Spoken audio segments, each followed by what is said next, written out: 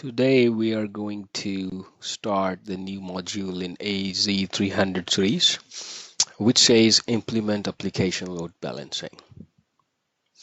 Hello everyone, my name is Arun, and today we'll talk about load balancing options in Azure, and we'll cover each option in the separate videos. We talk about the architecture, usage, and in what situation we gotta use that particular load balancer.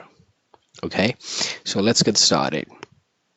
So before we explore the options in Azure for load balancing, let's try to understand uh, what actually load balancing is and how and why we use it. Okay, all right, so let's suppose this is our load balancer.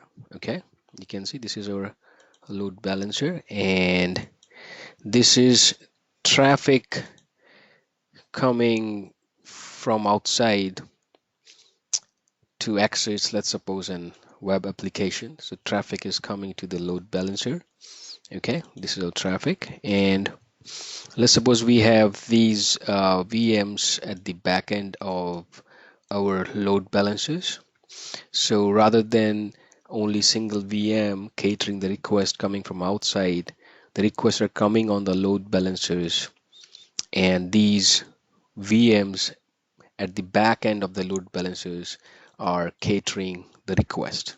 So that's how actually load balancer is balancing the workloads and forwarding the traffic to the VM, let's suppose in a round robin fashion, and balancing it.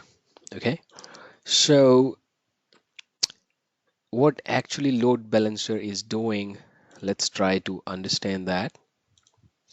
Okay, so the very first thing that we can see from this, a very basic visual of load balancer, is it is sending traffic to all the VMs, hence it's optimizing the resource use. Okay, let's write it down. Optimize resources use. Okay, if any of the VM which is already getting a lot of requests, load balancer would decide that's not the correct VM to send the more requests, it will send to the others, so that it will optimize the resource use and maximize the output. All right, uh, throughput, my bad. Now the point is, if the VM which is a lot involved in sending or replying the request or under the load would not be able to respond as per the VM which is not under that much of load, so it minimizes the response time as well. Okay, now because the load is balanced, maybe in a round robin fashion, or whatever is the logarithm the load balancer is doing, it is actually avoid overloading on any single resources. So it's avoid overload on single resource. Hence it is also improving the availability. Improve availability. Okay, by sharing workload across redundant computing resources. So this is the basic fundamental idea of a load balancer. It balances load between the backend VMs or the compute resource that you have opted for. Containers, Kubernetes, app services, doesn't matter, you got the idea. Now, how the load balance is actually helping? It's helping by these things: optimizing resources, maximizing throughput, minimizing the resource time, avoid overload, improve availability. Okay, so the basic idea is absolutely clear for us now. Now, the point is there are different kind of applications, there are different kind of requirements, and there are so many options in Azure that we can opt for. Okay, so what kind of load balancer are you going to use? It depends what kind of traffic type you have. You may have HTTP, you may have HTTPS. Okay, if I have to write this down here, okay, we'll do it later. Now try to understand that. It depends, like, do you want your traffic to be balanced on a global scale or on a regional scale? What kind of availability are you looking for? How much you're ready to pay for it? What all features you're looking for inside this load balancer? These things will decide what kind of load balancer you're going to use for your applications. All right. Now let's quickly check what all options we have in Azure for the load balancer. Okay. So we have right here. Okay, it should go like this. Okay, we have 1, 2, 3, and 4. All right, let me write down what options we have. We have front door, which is new as compared to these options like traffic manager and application gateway, or the basic load balancer. Okay, so we have these many options in Azure to use for our application. Okay, and every one of these load balancer has their own features, own limitations, and it caters different kind of requests. Everything is, you know, as per their features, cost, and the kind of request that they cater. It decides, as I've told you before I started the options in Azure, what decides what kind of load balancer. Okay, so let's understand. If I told you, it depends if you're looking for the traffic type, if it is a web HTTP or HTTP request, or it is a global load balancing we need. So on the basis of traffic and global, let's divide these load balancers, which will help us to make sense little more. Okay, so these are the options that we have. So let me make it little clear here. All right. Ding, ding.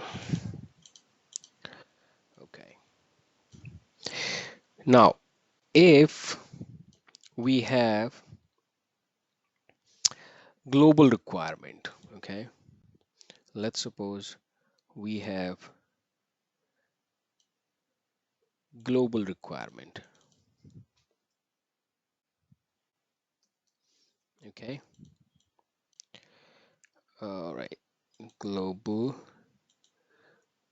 come on, yeah, global requirement. Or, so what are options that we can choose out of these four? Well, we have front door as an option, and we have traffic manager as an option. Okay, come here like this. Come here. Yeah. Okay.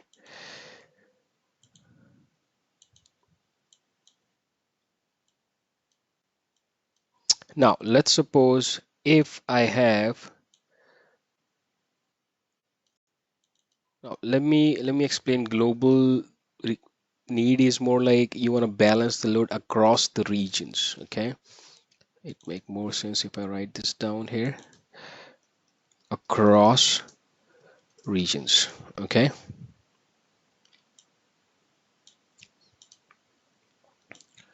All right, now let's suppose you want to balance the load inside region, that is regional. So what options we got? We got application gateway and basic load balancer. Okay,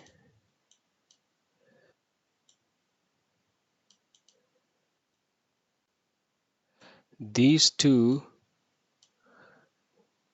come on, come here. These two load balancer are the regional load balancers. You can't use these for the, if your need is global, these two will go out of the picture. So you got only these two load balancers to use. As I said, these are the options we have in Azure to use, and you need to find out which one you gotta use. The very first thing will decide, do you need global or regional? Okay, so that's how every load balancer, every option we have has a different features, different limitations. So this is the one. That's how you can divide. Now let's go for one more thing. That is HTTPS load balancing service, layer 7 load balancers that only accept HTTPS traffic. Okay, so what all load balancers are only accept HTTPS traffic. Okay, so if we talk about, let me put it here, let me put it here. If we have, let me create one more here. Let's suppose we have here. If I have HTTPS request layer 7, okay, and these kind of load balancers has the features like SSL offload, WAF. WAF is the web application firewall, or path-based load balancing. Mhm. Okay, or maybe session affinity. Well, we will cover each and every aspect of the load balancer. For now, we are just entering into the module that we have started for AZ-300, and we're just exploring the options, trying to understand the load balancers in Azure. Okay, if this is the request, then what all options can help you? Okay, if this is the request, your front door will definitely help you. Okay, come on, right, come here. Okay, and what else can help you? Your application can help you. Remember, we are not talking about global regional here, we are talking about HTTPS here. Okay, so we have application gateway as well. This can help you in HTTPS request layer 7 with other features like SSL offload, web application firewall, path-based load balancing, and session affinity. Well, path-based load balancing is more like if you are going for, let's suppose you have two VMs behind the load balancer. One VM caters the videos, one VM caters the images. So you can, as per the path, your request would go. Like if you do slash images, it would go to this VM. If you do slash video, it will land to the video VM. Okay, VM which has videos. Now, similarly, we have HTTP request, just like HTTPS request, we have HTTP request. Okay, HTTP. They are recommended for non-web workloads. You can understand why, because this is not that secure, because HTTPS has SSL. This is HTTP, but we do require load balancer which can help us balance for non-web workloads. So in that situation, we got two other options. Okay, the very first option is traffic manager. it can help in this kind of. And we have, come on, our basic load balancer. These two can help for HTTP workloads. Okay, so this is just an example to understand what all options we have in Azure. We got four options, and it depends which one you're gonna use. For example, these four categories will decide which one you're gonna use. Okay, we will explore each and every option in detail in the next videos. This was just for the understanding, and I think that's all about it. And let's meet in another video. We'll start with the basic load balancer first. We'll go with app gateway, then traffic manager, then front door, and we'll create one more video where we'll be talking about, just like this one, uh, you know uh, uh, how to find, or what is the best way to figure out which load balancer is for you. Well, thank you for watching. You have a good day. Bye bye.